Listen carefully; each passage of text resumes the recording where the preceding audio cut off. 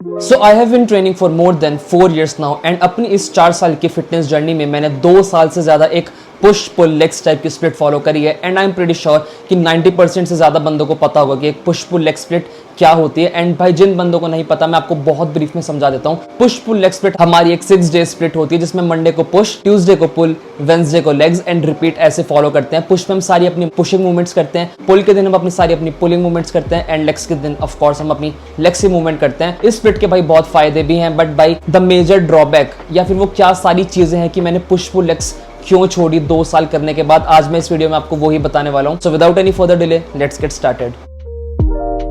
And when I से systematic fatigue से मेरा बेसिकली मतलब है CNS फटीग। अब CNS का मतलब क्या होता है? CNS stands for central nervous system. जो हमारी पूरी बॉडी का नर्वस सिस्टम है, जो सेंट्रल सारा यहाँ से कंट्रोल होता है, उसे बोलते हैं हम सेंट्रल नर्वस सिस्टम। अब भाई हम सबको पता है पुश पुल लेग्स के दिन हर दिन हम 6 से लेकर 7 एक्सरसाइजेस भी करते हैं एंड भाई आजकल मैंने देखा है मेजॉरिटी ऑफ बंदे कम से कम 8 से लेकर 9 एक्सरसाइजेस भी कर लेते हैं and I am not even exaggerating, trust me. So भाई इन इतनी सारी एक्सरसाइजेस का फायदा क्या है? लाइक हमारी बॉडी को इतनी नीड सही में है भी या फिर नहीं है? सबसे बड़ा मेजर ड्रॉबैक यही होता है जब आप शुरू में अपनी push pull leg split start करते हैं तो आप कुछ महीने तो अच्छे से कर लेते हैं बट भाई जैसे जैसे आप एडवांस होते रहते हैं, जैसे जैसे आपकी मसल और ज्यादा बड़ी होती रहती है, जैसे जैसे आपकी बॉडी में स्ट्रेंथ हर मूवमेंट में बढ़ती रहती है, ये एक्सरसाइज आप जितनी बढ़ाएंगे आपकी बॉडी के लिए उतना ही ज्यादा काउंटर प्रोडक्टिव हो जाता है। अब भाई इतना ज्यादा CNS फटीग होने के बाद हमारी बॉडी बोलती है भाई मुझसे अभी एक्सरसाइज नहीं हो रही, आपकी भाई मसल फेलियर अचीव नहीं कर पाती, आपकी मसल फ्रेश होती है, आपको पता है कि भाई मैं अभी एक्सरसाइज कर सकता हूँ, हमारी मसल बहुत फ्रेश है, बट भाई आपका जो बॉडी है वो बोलती है यार मैं और एक्सरसाइजेस नहीं कर सकती आज के दिन क्योंकि मैं ऑलरेडी इतनी देर से इतनी सारी हैवी मैंने कंपाउंड मूवमेंट कर ली है। सपोज एक एग्जांपल लेके चलते हैं,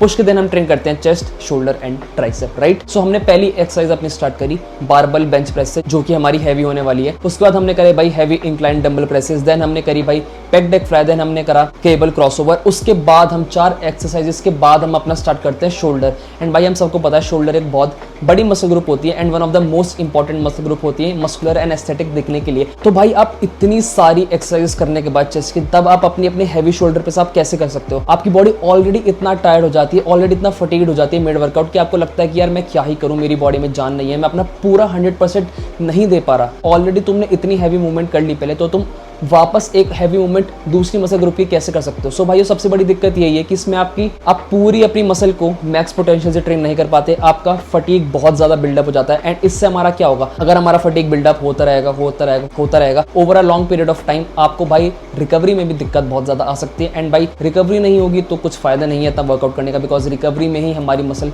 ग्रो होती है। एंड इससे एक और चीज होती है, हमारा सारा मोटिवेशन मिड वर्कआउट ही चला जाता है करने का, बिकॉज भाई आप सोच के आए थे मैं तगड़ी चेस्ट, शोल्डर एंड ट्राइसेप मारूंगा, आपने चेस्ट में अपनी इतनी जान लगा दी कि आपका शोल्डर करने का मन ही हट गया। फायदा क्या भाई? आप अपने शोल्डर को पूरे मैक्स पोटेंशियल से ट्रेन ही नहीं कर पा रहे, आप अपने ट्राइसेप्स को पूरे मैक्स पोटेंशियल से ट्रेन नहीं कर पा रहे, आपने सारी ताकत अपनी चेस्ट पे लगा दी। जो 2 बड़ी मसल ग्रुप हैं ये दोनों पुशिंग मूवमेंट से एक्टिवेट होती हैं। सो भाइयों आई don't think it's a good idea. And भाई मैंने देखा था डाउन द लाइन मेरी बॉडी में इतना ज्यादा फटीग बिल्डअप हो गया था कि भाई मुझे मिड वर्कआउट ही घर जाने का मन करता था, मैं इतना ज्यादा थक जाता था। Excess fatigue, lack of recovery and loss of motivation, सबसे बड़ी दिक्कत यही है भाई। पुश पुल लेग्स की मेरा पहला पॉइंट यही था, ये नहीं हो पाता लंबे टाइम में, आपकी बॉडी बस एक टाइम के बाद जवाब दे देती है। सोया यही मेरा पॉइंट था।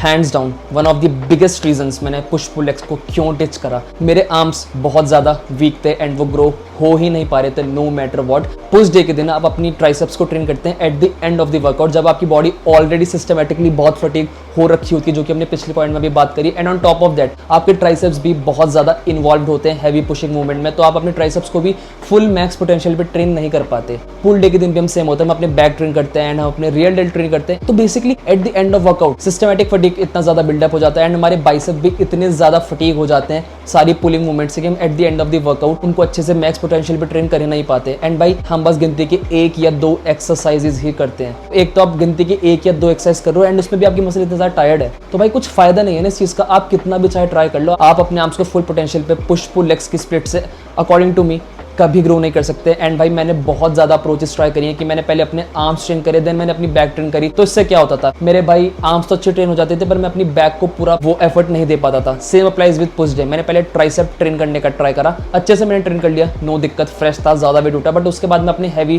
प्रेसिंग मूवमेंट नहीं कर पाता था। Shoulder press, incline dumbbell press, barbell press, bench press, ये सब मैं नहीं कर पाता था। One of the biggest reason, सही में भाई मैं बिल्कुल भी आपको लाई नहीं करूंगा, मैंने इसी सोल रीजन के चक्कर में, यही एक मेन रीजन है जो मैंने अपनी पुश पुल लेग्स छोड़ी थी। बिकॉज मुझे अपनी आर्म्स भाई कैसे भी ग्रो करने थे, बिकॉज भाई मेरे आर्म्स की जेनेटिक ऑलरेडी बहुत बेकार है। एंड भाई मैं उसको भी इतना ज्यादा हाफ एस ट्रेन करूंगा तो कुछ फायदा नहीं है, मैं अपनी बॉडी को जस्टिस नहीं दे रहा। इस पूरी कंडीशन में जब हमारी चेस्ट अच्छी होती है, हमारी बैक अच्छी होती है, हमारे शोल्डर अच्छे होते हैं, हमारी बेसिकली पूरी बॉडी अच्छी होती है, बट हमारे आर्म्स एकदम ऐसे पतले दिखते हैं।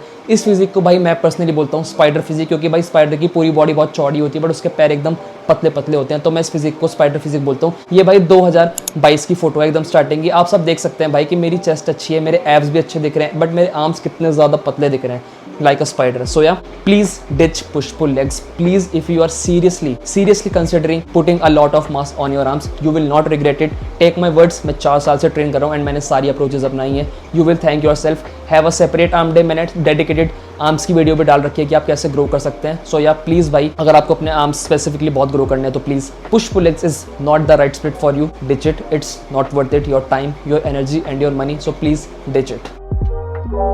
जैसे कि हमने वीडियो के स्टार्टिंग में बात करी थी भाई, हम इतनी सारी मूवमेंट्स कर रहे हैं, दैट टू उसमें कंपाउंड मूवमेंट भी होती हैं। तो भाई कोई चांस ही नहीं है आप अपना वर्कआउट 1 से लेकर 1.25 घंटे में पूरा कर पाओ। एंड भाई जितने भी बंदे वीडियो देख रहे हैं, आई सपोज 95% बंदे कॉलेज एंड स्कूल वाले बंदे होंगे, जिनका शेड्यूल बेसिकली बहुत ज़्यादा पूरे दिन टाइट रहता है। उसको भी स्कूल जाना, फिर शाम में ट्यूशन जाना, फिर अपने असाइनमेंट करना एंड ऑल। मैं समझ सकता हूँ भाई, मैं भी एक स्टूडेंट हूँ, मैं समझ सकता हूँ। तो भाई इतनी मूवमेंट आप दिन में कर रहे हो, नो वे इन हेल आप 1 से लेकर 1.5 घंटे में अपनी पूरा वर्कआउट खत्म कर सकते हो। अगर आप भाई बहुत बेकार ट्रेन कर रहे हो, अगर आप फेलियर तक पुश ही नहीं कर रहे, आप मजे मजे में हंसते सारी अपनी एक्सरसाइज कर रहे हो, तो भाई आप आधे घंटे में भी कंप्लीट कर सकते हो। But that's not what we are talking here. We are training to failure and proper train करने के लिए, फेलियर तक अपना पूरा देने के लिए फटीग इतना बिल्डअप हो जाता है भाई, मन ही नहीं करता है। दूसरी बात, 2 घंटे तो मिनिमम लग ही जाते हैं भाई, लग ही जाते हैं। एंड भाई पुल डे के दिन तो मुझे और ज्यादा टाइम लगता था, बिकॉज भाई I don't know, pulling movement से मुझे और ज्यादा जान लगानी पड़ती थी। तो मेरे 2 से लेकर 2.5 घंटे जिम में यूं ही बर्बाद हो जाते थे। एंड ऐसा भी नहीं वो सारे यूजफुल हो, उसमें से आधी ज्यादा जो मेरी वॉल्यूम थी वो जंग वॉल्यूम होती है। जंग वॉल्यूम बेसिकली आपकी वो वॉल्यूम होती है जो आप मजे में कर रहे हो, एंड वो स्पेसिफिक सेट्स आपके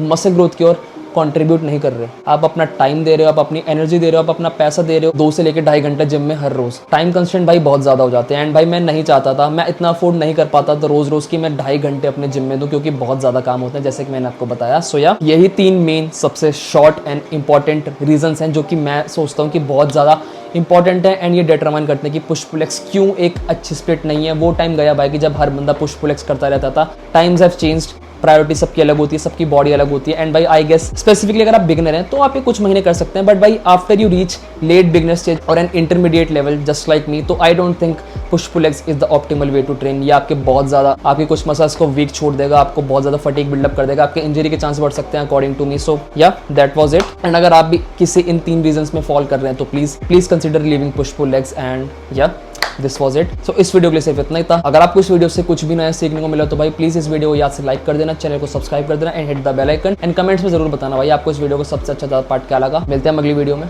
पीस।